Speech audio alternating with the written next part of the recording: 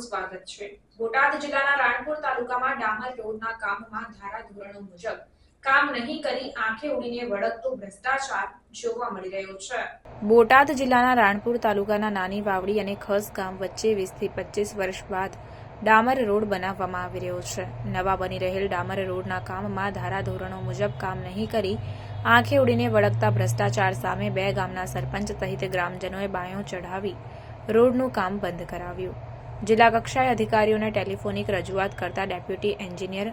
સ્થળ નિરીક્ષણ કરવા માટે પહોંચ્યા હતા, ત્યારે સ્થાનિકોએ ધૂમધકતા તાપ વચ્ચે અધિકારીને સમગ્ર રોડમાં થઈ રહેલ ગેરરીતિ દેખાઈને માપ સાઇઝ કરાવતા કામમાં ક્ષતિ દેખાઈ આવી।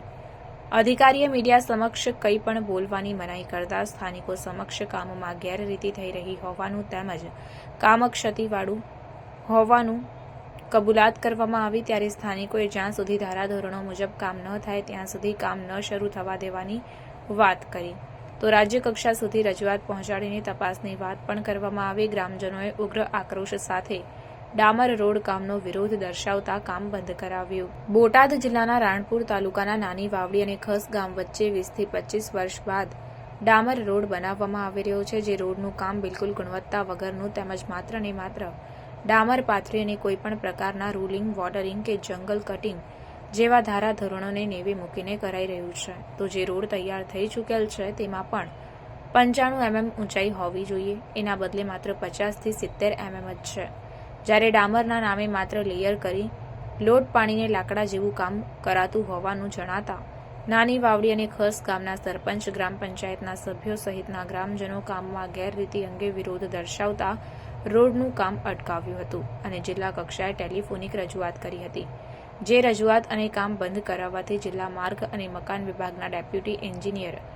પ્રજાપતિ સ્થળ પર લોકોની રજૂઆત સાંભળવા અને નિરીક્ષણ કરવા પહોંચ્યા હતા, ત્યારે ગ્રામજનોએ અને આગેવાનોએ ધૂમધકતા તાપ વચ્ચે અધિકારીને રોડની કામગીરી દર્શાવી હતી, જેમાં ડામરની માત્ર ઔપચારિક લેયર ચઢાવી કામ કરાઈ રહ્યું હતું, તેમજ તૈયાર થઈ ચૂકેલ રોડ પર પણ લઈ જઈ ત્યાંનું માપ કરાવતા માપ 95 mm હોવું જોઈએ, તેના બદલે 50 થી 70 mm જ નીકળ્યું હતું, જેને લઈ ગ્રામજનોએ આક્રોશ સાથે ડેપ્યુટી એન્જિનિયરને કામમાં ધારાધોરણો નેવે મૂકી મસમોટો ભ્રષ્ટાચાર થઈ રહ્યો હોવાનું સાબિત કરી બતાવ્યું। તો બોટાદ જિલ્લા માર્ગ અને મકાન વિભાગના ડેપ્યુટી એન્જિનિયર પ્રજાપતિએ પણ સ્થાનિકો સમક્ષ કામમાં ગેરરીતિ અને ક્ષતિ હોવાનું જણાવી ઉચ્ચ કક્ષાએ રજૂઆત પહોંચાડવા જણાવ્યું હતું, તો મીડિયા સમક્ષ અધિકારીએ કંઈ પણ કહેવાનો ઇનકાર કર્યો હતો, ત્યારે લોકો સમક્ષ અધિકારીની કબૂલાતથી ભ્રષ્ટાચાર સાબિત થતા સરપંચ સહિત ગ્રામજનોએ પણ જ્યાં સુધી યોગ્ય ધારાધોરણ મુજબ કામ ન થાય ત્યાં સુધી કામ શરૂ નહીં થવા દેવા જણાવ્યું હતું, અને જો યોગ્ય કામગીરી ન કરાય તો રાજ્ય કક્ષાએ રજૂઆત કરવાની વાત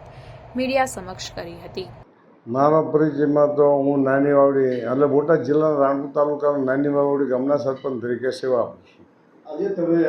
રોડનું કામ બંધ કરાવ્યું હતું, શા માટે, ક્યાંથી ક્યાંનો રોડ અને શું વિરોધ હતો? ગામ લોકો ત્યાં ભેગા થયા હતા, શા બાબતનો હતો? હવે રોડના કામમાં સાહેબ એવું છે કે ખાસ નાની વાવડી રોડનું કામ ચાલુ છે। અગાઉ રોડનું જાણે કામ આવું બોગસ કરે કોઈ થિકનેસ હતી નહીં,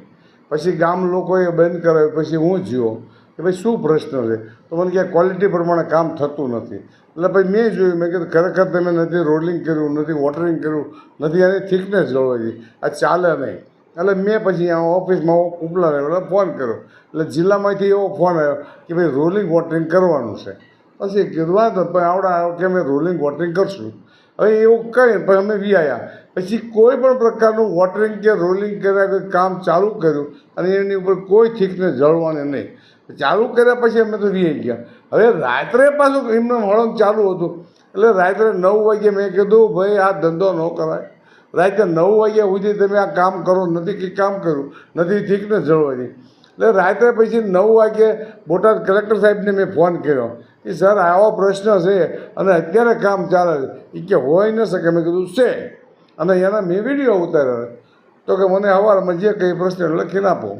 અને પછી ડીડીઓ સાહેબને કીધું, પછી ત્યાર પછી બંધ થયું। હવે ત્યાર પછી બીજે દિવસે સાહેબ એવું થયું કે પાછું એમને ચાલુ કર્યું, ચાલુ કર્યા પછી અમે કીધું કે ભાઈ તેમાં નથી તમે જંગલ કટિંગ કરતા, નથી રોલિંગ કરતા અને બહારના ભાગમાં થિકનેસ જળવાતી નથી, એટલે અમારા ઉપર જે પહેલાં કામ પહેલો લેયર આવ્યો એની ભાષામાં BSG જે કંઈ કહેતા હોય એની ઉપર પાછું બીજું ભભરાવી અને થોડું ઘણું થાય એવું કર્યું. તેમ આખું કમ્પ્લેન અંદરના ભાગમાં કર્યો છે, છતાં એની થિકનેસ પ્રમાણે આવતા નથી, 10-15 સેન્ટીમીટર ઘટે છે. આ ટાઈપનું એમનું ઉલ્લંઘન છે. આજે અમે એમના ડેપ્યુટી એન્જિનિયરને બોલાયા કે સાહેબ અમારી આ રજૂઆત છે એ ખરેખર તમને ખોટી લાગે છે, કોઈ વ્યાજબી લાગે છે કે ગેરવ્યાજબી?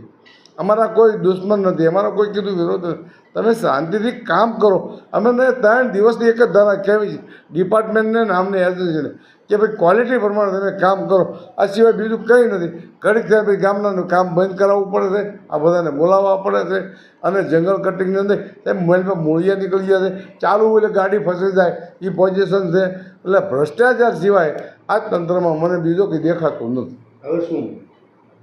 હે માંગ શું? માંગમાં તો ક્વોલિટી પ્રમાણે કરે ને કે અમે તો ક્વોલિટી કંટ્રોલમાં જવાના છીએ, રાજ્ય સરકારમાં જવાના છીએ કે અમારો 25-30 વર્ષે રોડનું કામ આવ્યું હોય એ કામ બોગસ જ થાય તો કરવાનું શું અમારે?